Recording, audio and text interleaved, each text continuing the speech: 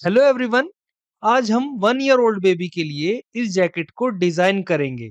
इस वीडियो में हम इस जैकेट की ड्राफ्टिंग और कटिंग सीखने वाले हैं। इस जैकेट की सबसे खास बात है इसका ये वाला नेक डिजाइन। सब कुछ डिटेल में समझेंगे और पहले तो हम जो किसी भी आउटफिट का बेसिक पैटर्न होता है वो आपको बना करके दिखाएंगे और फिर आपको पता चलेगा कि इस तरह का नेक डिजाइन बनाने के लिए कहाँ से घटाना और बढ़ाना होता है। इसलिए आप लोग वीडियो पूरी देखिएगा। आइए शुरू करते हैं। शुरुआत हम फ्यूज पेपर की कटिंग करने से कर रहे हैं।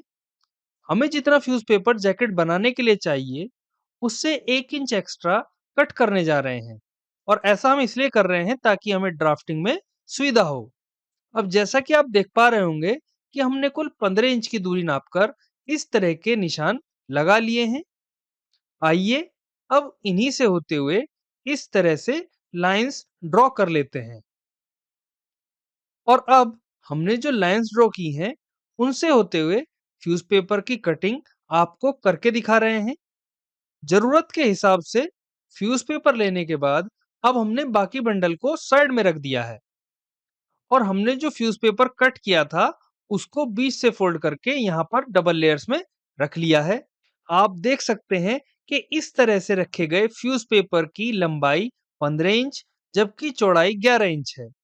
अब हम फ्यूज पेपर के ऊपर प्रेस इसलिए कर रहे हैं ताकि ड्राफ्टिंग और कटिंग करते समय दोनों लेयर्स एक साथ चिपकी रहें। सबसे पहले हमने एक साइड एक लाइन ड्रॉ की है और इसी लाइन को हम आगे शोल्डर लाइन कहकर संबोधित करेंगे। इस लाइन को शोल्डर लाइन कहने से हमारा मतलब है कि हम इस लाइन से इस तरफ ही अब आगे की मार्किंग करेंगे। शोल्डर लाइन से 14 इंच नीचे एक निशान जैकेट की कुल लंबाई के लिए लगाया है, जबकि दूसरा निशान 5.5 इंच पर चेस्ट लाइन के लिए हम लोगों ने लगा लेना है। इसके बाद इस तरफ भी इन दोनों निशानों के सामने दो निशान हमने और लगाए हैं। अब आगे कार्रवाई के लिए इन सभी पॉइंट्स को आपस में मिलाते हुए दो स्ट्रेट लाइंस हम लोग ड्रॉ कर रहे हैं और इस तरह से अगर हम लोग लाइंस ड्रॉ कर लेंगे तो हमारी चेस्ट लाइन, वेस्ट लाइन और शोल्डर लाइन तैयार हो जाएंगी। इस तरफ भी हमने एक लाइन बनाई है जिसको हम सेंटर लाइन बोलते हैं। इसके बाद सेंटर लाइन से 3.5 इंच की दूरी लेकर चेस्ट लाइन, वेस्ट लाइन और शोल्डर लाइन पर एक एक निशान इस तरह से लगा लेना है। अब हमने चेस्ट लाइन पर 7 इंच दूर एक निशान यहाँ लगाया है। इसमें से आधा इंच के बराबर हम मार्जिन के लिए अंदर की तरफ फोल्ड करेंगे तो हमें 6.5 का 2 गुना यानी कि 13 इंच चेस्ट का तैयार साइज मिल जाएगा। अब अगर आप इस मार्जिन को कम या ज्यादा लेना चाहते हैं तो उसी के अनुसार इस 7 इंच को कम या ज्यादा कर सकते हैं। बाकी 1 साल के बच्चे के लिए इतना चेस्ट साइज लेना पर्याप्त है और अगर आपका बेबी थोड़ा सा हेल्दियर साइड में है तो आप इसको उसी हिसाब से भी कम या ज्यादा कर सकते हैं। इतना करने के बाद अब इतनी ही दूरी लेकर हमने वेस्ट लाइन पर भी निशान लगाया है ताकि जैकेट वेस्ट से थोड़ी सी लूज रहे। बाकी इसे और फिट करने के लिए आप 6.5 इंच तक की दूरी भी ले सकते हैं। अब इन तीनों पॉइंट्स को आपस में मिलाते हुए इस तरह से एक लाइन हम लोगों ने बनाई है और ये जो फ्यूज पेपर के ऊपर हमने इतना हिस्सा बनाया है इसका कारण आपको अभी थोड़ी देर में बिल्कुल समझ में आ जाएगा। अब हम आगे का मेजरमेंट इसी लाइन से लेंगे और वो किस तरह से लेंगे आइए देखते हैं। हमने गले की चौड़ाई के लिए इस लाइन से 2.5 इंच दूर एक निशान बनाया है। इसके बाद तीरे की लंबाई के लिए हमने यहाँ से 5 इंच दूर एक निशान यहाँ लगाया है और अब इतनी ही दूरी लेते हुए चेस्ट लाइन पर भी हमने मार्क कर लिया है। फिर इससे 0.25 इंच अंदर की तरफ एक निशान लगाने के बाद पहले इन दोनों पॉइंट्स को मिलाकर एक लाइन बनाई है और फिर इस तरह से एक लाइन यहाँ ड्रॉ की है। इसके बाद हमने बीचों बीच एक रेफरेंस लाइन बनाई है और अब अंदर वाली तिरछी लाइन से आर्म होल को कुछ इस तरह से गोलाई दे रहे हैं। आप यहाँ पर देख सकते हैं कि जैकेट के लिए हमने गले की गहराई 5 इंच ली है।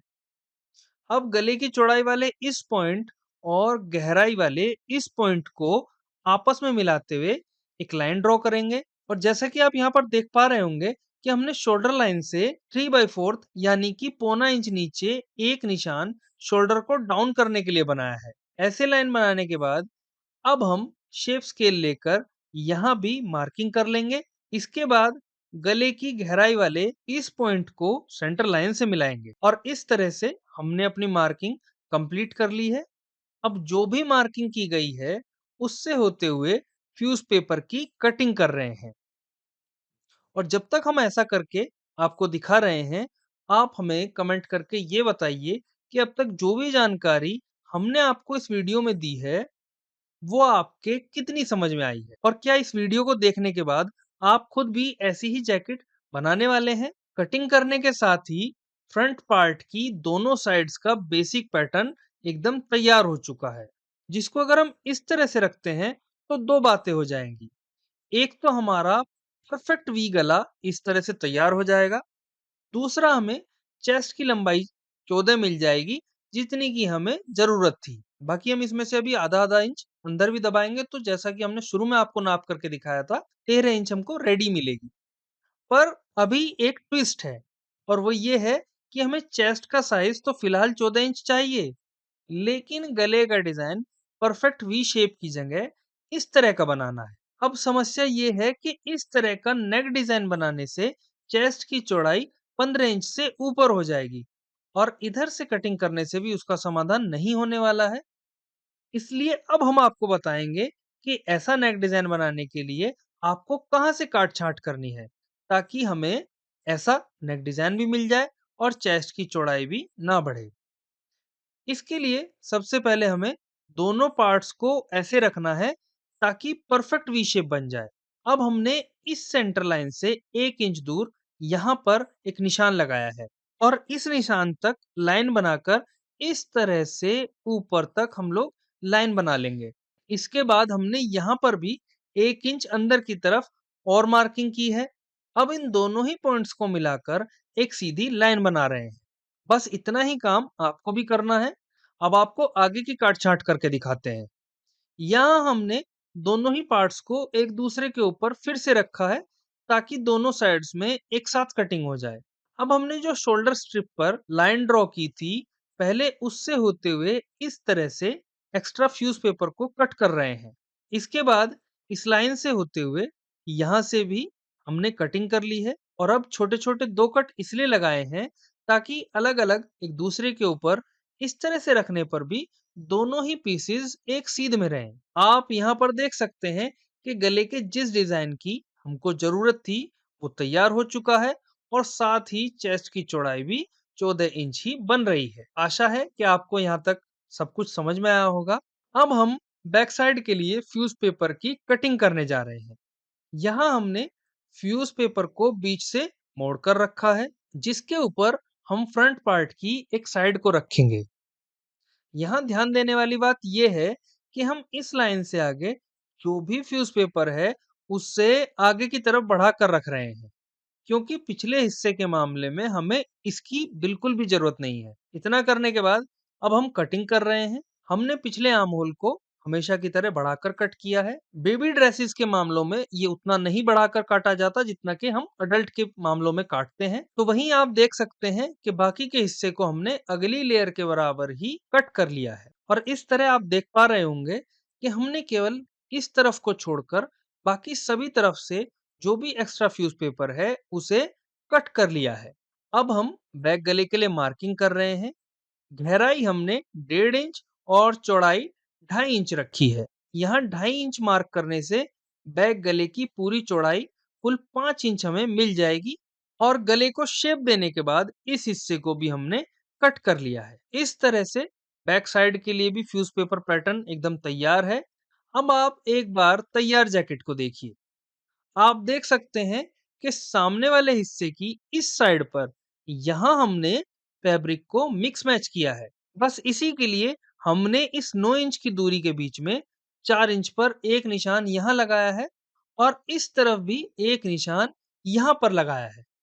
अब इन दोनों पॉइंट्स से होकर एक सीधी लाइन बनाएंगे। इसके बाद इसी लाइन से होते हुए फ्यूज पेपर को कट कर रहे हैं। सामने वाले हिस्से की ये साइड और बैक साइड को तैयार करने के लिए पहले तो हमने फ्यूज पेपर के इस हिस्से को कपड़े पर रखा है और उसे प्रेस से अच्छे से सेट करने के बाद पैटर्न से आगे थोड़ा-सा एक्स्ट्रा कपड़ा कट करते हुए कटिंग कर रहे हैं। ये एक्स्ट्रा कपड़ा सिलाई करते समय हम लोग अलग कर देंगे, तो इसकी चिंता करने की आपको बिल्कुल भी ज़रूरत नहीं है। इसी तरह से हम पिछले हिस्से के पैटर्न को भी कपड़े पर रखकर इसके हिसाब से ही कपड़े की कटिंग कर लेंगे। इसके बाद हमने ये पीसेस लिए हैं, जिनको हम इस साइड में लगाएँगे।